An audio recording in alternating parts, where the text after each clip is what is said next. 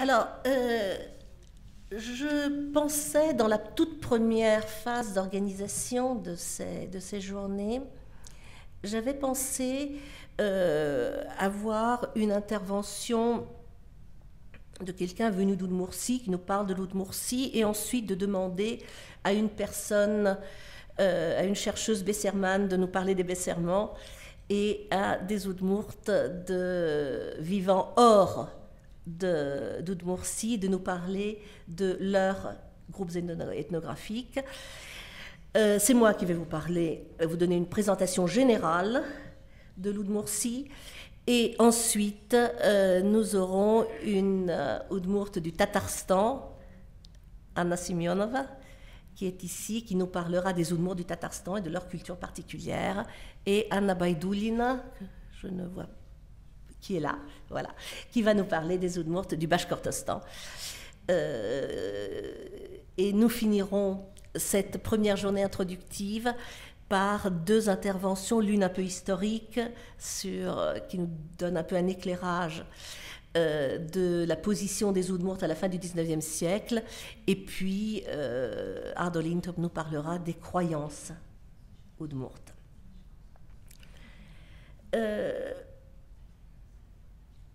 Il convient donc qu'on vous dise, en quelques mots, qu'on vous parle de l'endroit où les Oudmourtes sont le plus concentrés et de leur place dans la Fédération de Russie. Alors, je ne parlerai pas très longtemps, j'ai essayé de vraiment sélectionner quelques points, et peut-être si quelqu'un pouvait essayer de projeter une carte d'Oudmourtie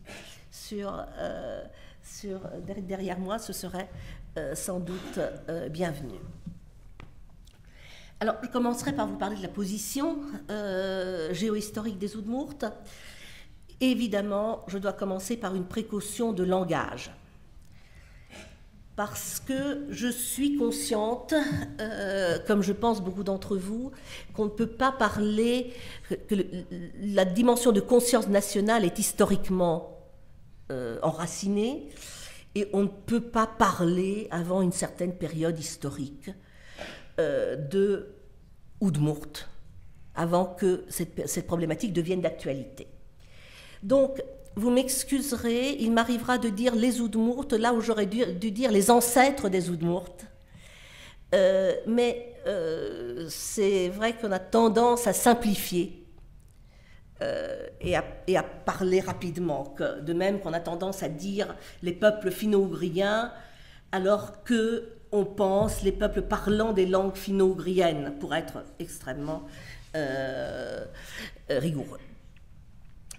Alors, les ancêtres des Oudmourtes, dans la période historique, ont occupé une ère de Russie centrale qu'on peut appeler controversée, dans le sens où, depuis la pénétration turco-mongole, les envahisseurs orientaux occupaient toute une partie de cette Eurasie et faisant payer tribut aux populations autochtones qu'ils y trouvaient, et cela concernait aussi bien les Slaves que les non-Slaves. Alors, on sait comment les principautés occidentales se sont petit à petit défaites de ce joug, de leurs obligations, disons, et ont accumulé de la puissance, qui a conduit au renforcement de Novgorod, puis à la prédominance de Moscou, qui s'est affirmée avec, au XVIe siècle, la prise de Kazan, 1552, c'est-à-dire la fin de la puissance en Europe de l'État turco-mongol. Alors pourquoi c'est important de rappeler ces données? C'est parce que les ancêtres des Oudmourtes ont vécu à proximité de populations d'ordre divers et se sont trouvés divisés entre ces deux puissances en compétition. C'est-à-dire une partie d'entre eux étaient si dans des aires qui ont tôt échappé à l'autorité mongole et étaient entourés de Slaves et ont été intégrés à Moscou à partir de 1489, mais même avant étaient entourés de Russes, de Slaves. C'est ainsi que les Oudmourtes du Nord ont vécu pendant de très longs siècles dans cette proximité, et on en sent encore aujourd'hui les conséquences dans leur culture quotidienne, dans leur dialecte, dans leurs chansons, dans leur cuisine. Une autre partie des Udmurts, cependant, est restée jusqu'en 1552 sous autorité du Khanat de Kazan. Et cela les a mis en contact, d'une part, avec une puissance étatique forte, que d'ailleurs l'État russe a reprise, mais aussi avec l'influence orientale séculaire du monde tatar. Et celle-ci se fait sentir encore aujourd'hui dans les Udmurts de la partie sud, dans leur spécificité dialectale, dans leur oralité, dans leur costume, dans leur cuisine. Aujourd'hui, les Udmurts apparaissent comme l'un des peuples finno-ougriens les plus unis. Parce que quand on regarde les autres finno-ougriens de la région de Russie centrale,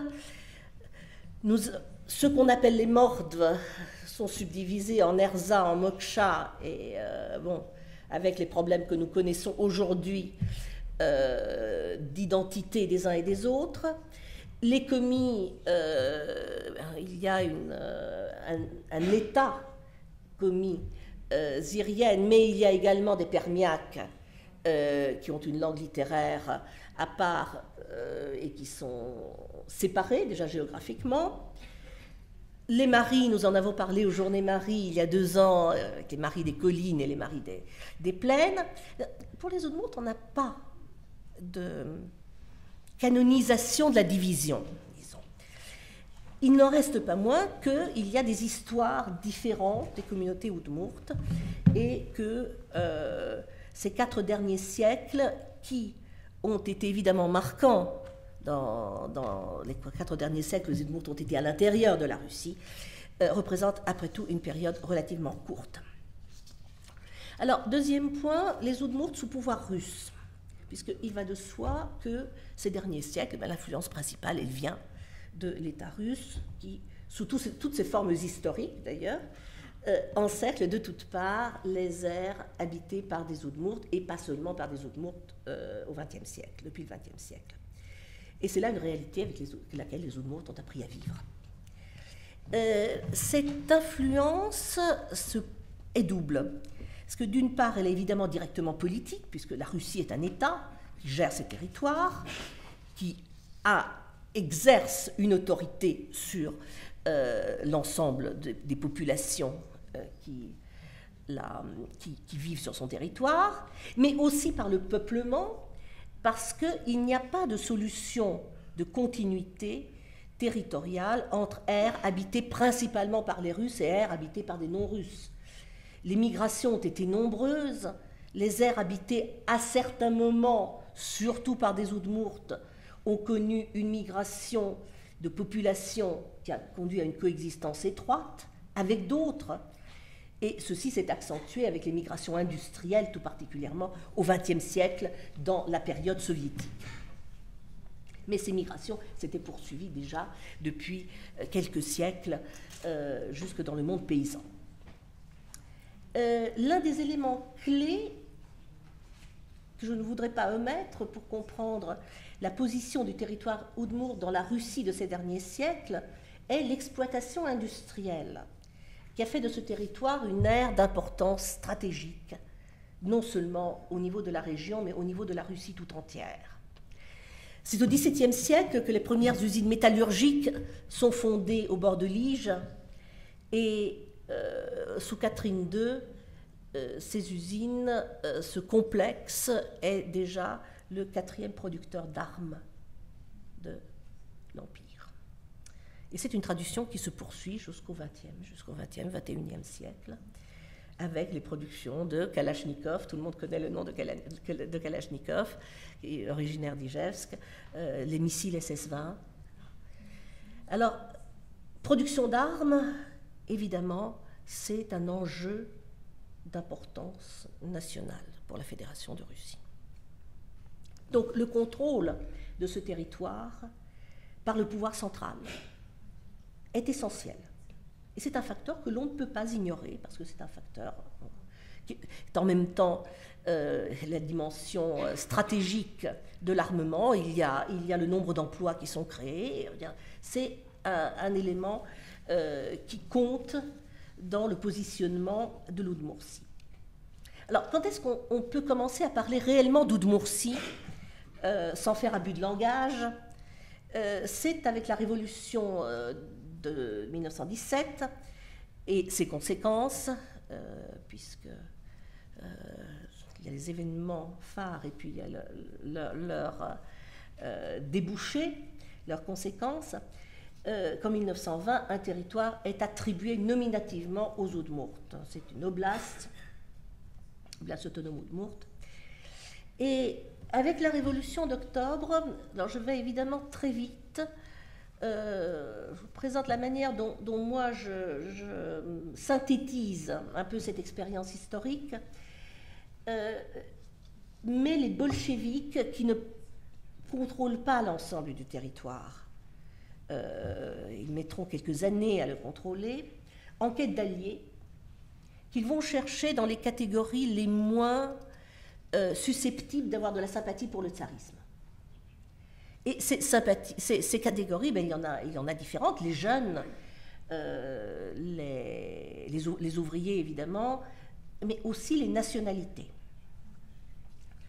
Les catégories qui avaient donc des raisons d'être mécontents de leur statut sous l'Ancien Régime.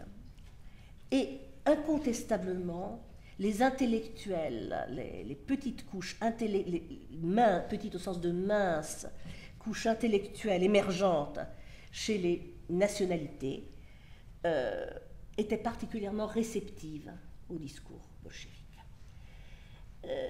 C'était un discours qui était extrêmement adroit. N'oublions pas que Lénine était originaire de la région, connaissait la région, c'est pas... et les intellectuels étaient surtout intéressés par des droits culturels. C'est-à-dire qu'il n'y avait pas une vie politique préexistante, préorganisée, avec des revendications politiques qui auraient pu être rivales de celles des bolcheviks, mais au contraire, ces intellectuels ont pris le programme bolchevique de développement culturel des minorités à leur compte. Et dans cette Oudmourtie naissante, les forces intellectuelles travaillent avec le nouveau pouvoir pour faire de l'autonomie qui leur est accordée un atout dans la construction d'une nation moderne et digne. Et ainsi, on peut dire que les choses sont bien parties dans un moment compliqué de l'histoire, ou semblent bien parties, si ce n'est que ce moment, au début des années 20, première partie des années 20, jusqu'aux années finissantes de la décennie, ce sont des années qui s'articulent autour d'un malentendu qui explosera à un certain moment. Nous savons que le parti bolchevique n'avait pas les nationalités comme intérêt central. Le marxisme dont ils étaient porteurs considérait le fait national comme un élément de superstructure qui était destiné historiquement à disparaître. Il fallait résoudre un problème concret de politique et ils l'ont résolu, ils l'ont abordé du moins. Ils ont neutralisé ces forces un peu dangereuses tant qu'ils n'étaient pas suffisamment forts pour imposer leur vue, mais cette alliance ne dure qu'un temps. C'est un temps extraordinaire, c'est une période d'une rare créativité, d'une rare richesse. Nous vous en parlerons demain plus longuement, mais elle ne dure pas, elle se termine brutalement, catastrophiquement, avec pratiquement l'élimination de cette couche intellectuelle qui était finalement l'animatrice de la vie de la République. Dans cette fin de période de la construction créative de l'Oudmourtitude, disons, il y a différents facteurs qui entrent en compte, évidemment des facteurs qui dépassent de très loin l'Oudmourtie. L'évolution du Parti communiste de l'Union soviétique, où un changement de personnel redonne un poids croissant à des catégories plus russophiles que sympathisant avec les minorités, la prise en main du projet de réalisation soviétique, d'étatisation, de centralisation, de standardisation du pays. Après 1934, ce processus prend une brutalité particulière, mais il avait commencé avant pour les minorités. Alors, je résume ainsi en quelques mots une période tragique et héroïque de l'histoire des Udmurtes, dont on parlera un peu plus davantage demain. Mais je voudrais insister sur les effets de ce moment historique pour la communauté Udmurte, parce qu'elle a été troublée et apeurée. Vous voyez, au début des années 20, il y a un pouvoir en place qui apparaît comme dévoué à la cause Udmurte. On a l'impression que les Udmurtes se sentent encouragés à prendre une place, à acquérir une dignité. Et ils donnent leur confiance, grosso modo, à ce pouvoir. Et puis, à un certain moment, on ne comprend plus. Qu'est-ce qui est autorisé? Qu'est-ce qui est interdit? Qu'est-ce qui va vous faire arrêter? Qu'est-ce qui va vous faire accuser de nationalisme? Et il y a une perte de repères dans la population qui est extrêmement troublante. Le pouvoir arrive à tourner une partie des intellectuels contre les autres. Tourner en apparence, est-ce que sur le fond, sans doute pas forcément, mais il y a toujours des petites querelles, des jalousies, c'est humain, et on les tourne les unes contre les autres, et ça a des conséquences dramatiques. Comment s'y retrouver? C'est un fardeau d'incertitude, de terreur, qui paralyse les Udmurtes pendant longtemps. Et encore à l'époque où Jean-Luc les a rencontrés, cette perception, cette peur se faisait sentir. Je l'ai ressenti moi-même les premières fois que j'allais dans ce pays. Pour terminer cet aperçu qui est extrêmement rapide, schématique, je voudrais dire quelques mots sur un sujet qui fâche, sur le sujet des relations interethniques, mais on ne peut pas éviter de l'aborder. C'est un sujet tabou pendant la période soviétique. À partir du moment où l'Union soviétique avait résolu le problème des nationalités, il n'y avait pas de problème interethnique. Bon, c'est incontournable aujourd'hui, puisque cette solution n'en était pas réellement une. Et c'est une question incontournable quand on regarde l'Udmurtie d'aujourd'hui, quand on regarde la Russie dans son ensemble, et encore plus quand on est attaché à la diversité des cultures de la Russie. Et bien sûr, cette question est tributaire de l'histoire. Je dis quelques mots sur la pénétration russe. Certains parlent de colonisation, mais peu importe. Toujours est-il que les comportements d'un État qui gère des porteurs d'autres cultures n'ont guère différé dans le monde aux différentes époques. Le plus puissant se considère comme supérieur. Et on est bien placé pour le savoir en France. Et c'est dans ce type de contact que les Udmurtes ont vécu pendant des siècles. Je vous présenterai un échantillon de ces contacts tout à l'heure. Et c'est quelque chose qui pèse sur l'expérience, sur le vécu et sur le conscient et inconscient collectif de la population. Moi, j'ai eu l'expérience personnelle à Ijevsk d'être dans un bus avec des amis parlant Udmurte et de les voir se faire insulter par les gens en leur disant ne parlez pas Udmurte, parlez russe. Qu'est-ce que vous avez à parler cette langue? C'est quelque chose, je crois, qui est en train de changer. Et c'est heureux, mais c'est quelque chose que les Udmurtes ont eu à porter, ont eu à vivre. Et j'ai le sentiment qu'il y a des évolutions très positives dans ce domaine. J'espère que la séance de cet après-midi, qui donnera beaucoup la parole aux jeunes, les révélera et nous montrera que le respect pour la chose Udmurte est en progression et que l'intérêt pour les racines d'une partie de la jeunesse est en train de s'affirmer. Mais n'oublions pas que être Udmurte n'a pas été facile à porter au quotidien et sans doute ne le sera-t-il pas pendant un bon moment. Alors, j'ai monopolisé là un peu trop la parole. Je vous propose maintenant de passer la parole à des Udmurts, à des Udmurts de Bashkortostan, du Tatarstan, et on pourrait peut-être profiter d'une petite pause au cours de laquelle vous pourriez éventuellement poser des questions par rapport à ce que je viens de dire, pour que les russophones puissent mettre autour de Daniel. Oui.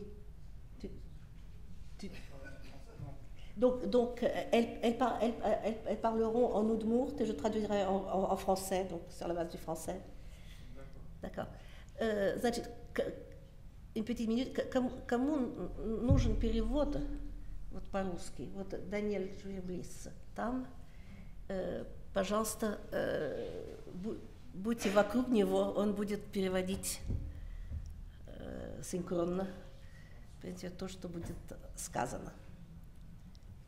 Вот, кому нужно? Oui, je vous écoute. Oui, je voulais savoir quelle était la composition ethnique de l'Udmurtie et aussi est-ce que c'est cette composition ethnique qui a donné le tracé des frontières de l'oblast à la Révolution.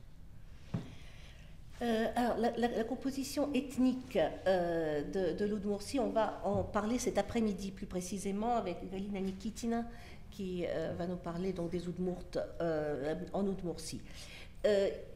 Au cours du XXe siècle, il y a eu d'énormes évolutions qui sont dont il est rendu compte dans les recensements. Au moment où l'oblast Udmurt se met en place, oui, il est tenu compte de la composition ethnique où il y a des Russes, des Udmurts pour l'essentiel, des Tatars dans certaines régions. Mais il faut dire que par rapport aux revendications des militants Udmurts, l'Udmurtie a été relativement réduite, puisqu'il y avait des zones industrielles que les militants Udmurts auraient voulu inclure dans les zones de l'oblast, qui ont été refusées par le Narkomnat à Moscou. Donc il y a eu, pendant, disons, entre 1919 et 1920, le commissariat Udmurt auprès du Narkomnat a essayé d'élaborer des propositions de frontières et il y a eu des débats. Il y avait autour notamment l'oblast de Perm qui était extrêmement frileuse et bon, les Udmurts n'ont pas eu tout ce qu'ils demandaient. Alors aujourd'hui, la composition ethnique, et ça on aura des chiffres tout à l'heure, de l'Udmurtie est, comme un petit peu partout en Russie, extrêmement bariolée. Il y a des dizaines et des centaines même de nationalités représentées, mais les plus représentées sont les Russes, les Udmurts et les Tatars.